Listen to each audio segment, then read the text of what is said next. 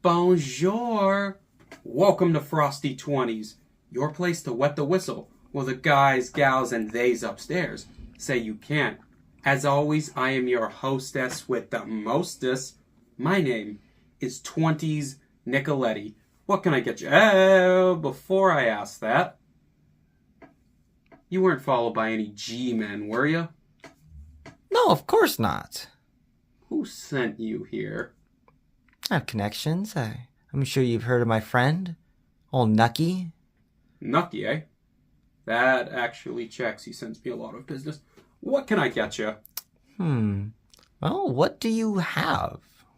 Darling, this isn't just any old speakeasy at the bottom of a funeral home, a cave, or some random office building. This is the greatest speakeasy in history because we can get you any drink you want. Doesn't matter what time it is, we've got it. Name a drink. You wouldn't happen to have, I don't know, Duff by any chance? Checking my mini fridge now. We should... Hello? Ooh, we have a winner. Now, will you enjoy this? How about I tell you about another little speakeasy during this supposedly noble experiment?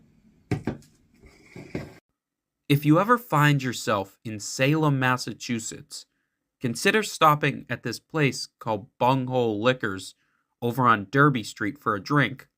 See, it may look like just an ordinary liquor store, but that's because, well, it is just a normal liquor store.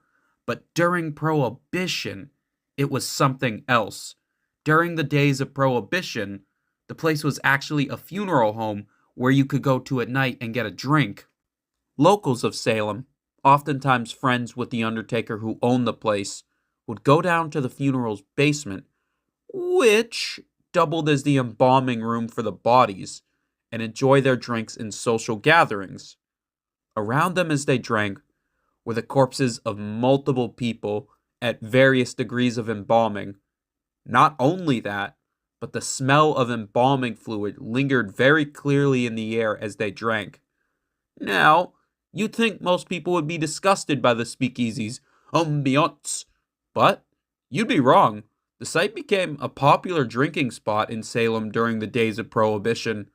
I've read that some of the regulars at the Bunghole actually enjoyed the ambience around them as they drank. They didn't shy away from the equipment or even the corpses. Some would even stand over them as they enjoyed their drinks.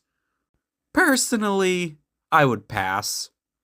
Once Prohibition was lifted in 1933, the funeral home that occupied the spot closed, and the embalming equipment was quickly buried within the basement's walls, where it actually remains to this day. In the former funeral home's place, now occupied the liquor store that you see right here. Supposedly, this was a suggestion by one of the owner's drinking buddies that frequented the bar. Bunghole Liquors was actually the second place in Salem to be issued a liquor license after Prohibition ended. Supposedly, the place is haunted. Ooh! Ooh! Multiple employees, as well as customers, have claimed to have seen or felt the presence of spirits within the store. No, not that kind of spirit that you've come here to me to enjoy. Ghosts, like my singing career. Employees who have been working alone at night report strange occurrences taking place, mysterious noises and feelings on their skin, like there was somebody else there with them. One visitor from the afterlife is said to be a woman who is known to frequent the wine rack. Me too, girl. Another paranormal regular to the Bunghole is said to be neither a man nor a woman, but the phantom of a cat. One night, an employee was working when he felt a cat rub up against his skin. He looked around, but he couldn't find any cat, nor could his coworker. It was only the two of them in the building at that moment. I should also probably mention to you that the presence of a ghostly feline is not something unique to the Bunghole, but rather the town of Salem itself. Some believe them to be related to the quote-unquote bread and butter of the town. I won't say it. I'll give you one guess as to what it is, though.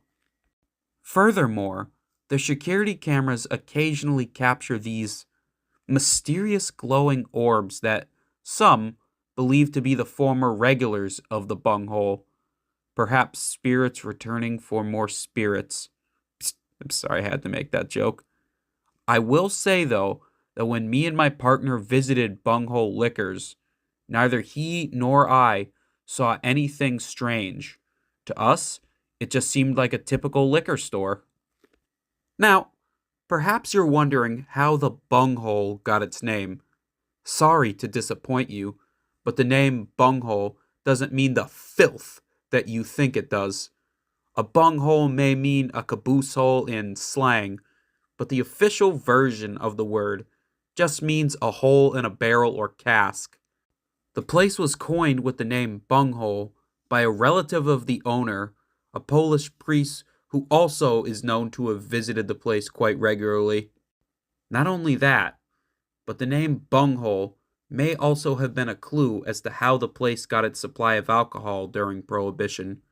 See, supposedly in the early 1800s there was a series of tunnels dug underneath Salem by a man named Elias Haskett Derby, Jr., the son of the first millionaire in U.S. history, to connect various buildings across town, one of them being what would eventually become the Bunghole, and another place these tunnels are believed to have led to is the nearby wharf across the street, thus providing the owner with a safe way to smuggle in alcohol during the days of Prohibition. Wasn't that fascinating? You want another drink, by the way? No, I'm all set. Alrighty. For you, sweet face, that'll be 25 cents. Thank you. Stop by again next time you want to wet the whistle. Oh, tell your friends, too. No bulls, though. See ya!